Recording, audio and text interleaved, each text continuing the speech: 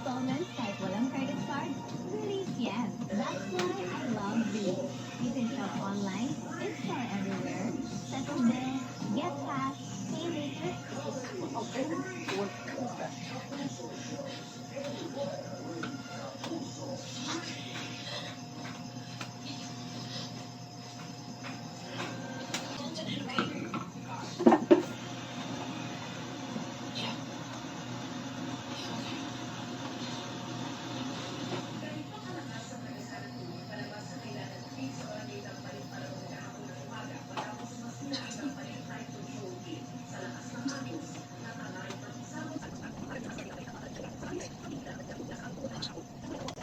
Sige.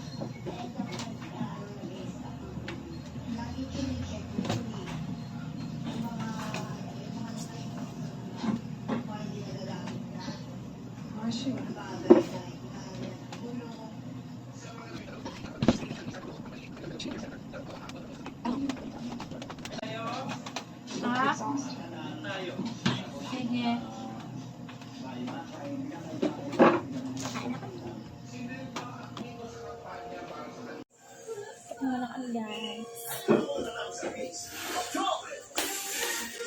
kang guys. Your hair dry and weak? Dove Dermacare Scalp with Scalp Care Actives removes dandruff and moisturizes hair for 100% dandruff-free and smoother hair with zero compromise. Available in hair fall recovery. Uy, basahan! No! Pauntis ko yan mamaya! Instant kailangan, may wise pa. Surf! Instant white, instant mo. Mula babad, pang-agad, puti agad. Ayaw magpagsabayan sa galing ng mamahagin.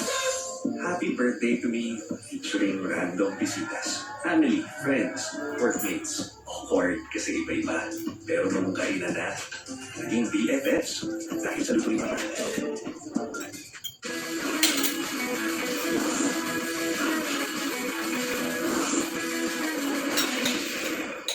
Yeah! Playtime is over. Small voices, big dreams. Coming to GMA for the first time. The Voice Kids. My son fight me because he loved you, but killed him. Someone did this to me. Oh, I'm just here to be with that my baby's mother. Kami ang team totoo, maaasahan niyo kami sa laban kontra fake news dahil ito ay malaking banta sa demokrasya at mabuting pamamahala. Magkaisa tayong labanan ang fake.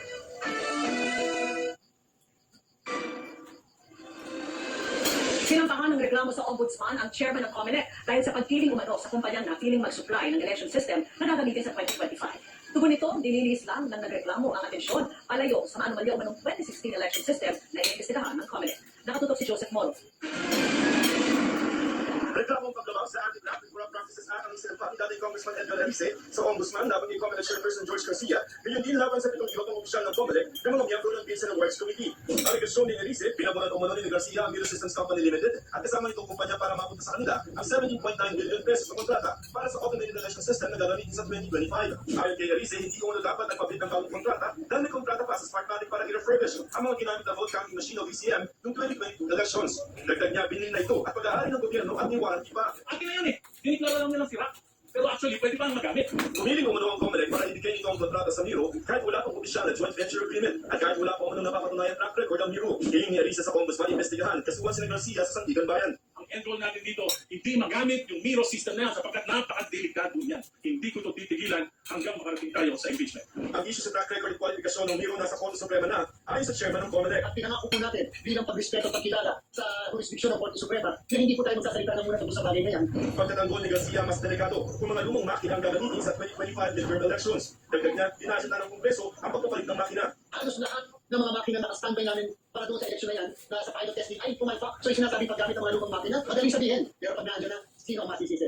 Siya ba? Tingin ni Garcia ay nililis lamang ni Arisa ang atensyon sa ginagawang investigasyon ng COMELEC sa mga umuning mga anomalya sa pagbili ng automated election system noong 2016. Sabi sa kanya, hindi naman po siya partido doon. Subalit within the COMELEC ay sa ating palagay ay maaaring may mga tao na maaaring managot at may mga tao na kinakailangan Dagdag naman ang tagapagsalita ng COMELEC, inaasahan na nilang mga taga-COMELEC ang reklamo pero lahat sila ang ay naging tapat sa tungkulin sa bidding na ginawa umano na naaayon sa batas at may full transparency. Para sa GMA Integrated News, Joseph Morong, nakatutok 24 oras.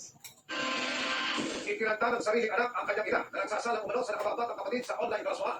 Ang pagsakip sa biktima, tumayan sa aking eksklusibong pagtutok. Pagpasok ng silid, unang kinustudiya at inilabas ng mga pulis ang 9 na taong gulang na biktima.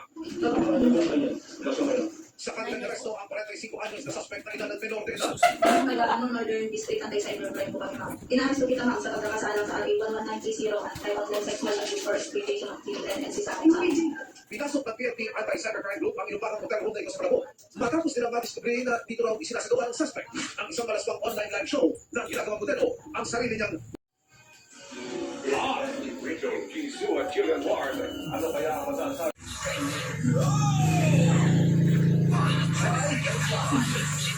Zero nose, sooner throat, and relief cough. So it's lozenges.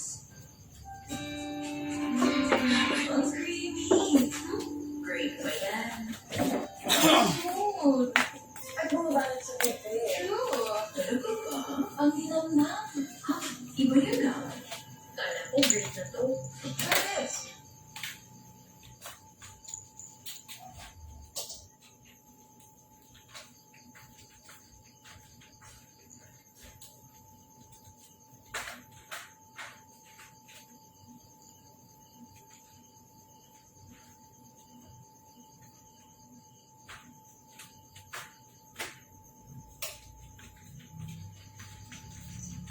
Ito na to.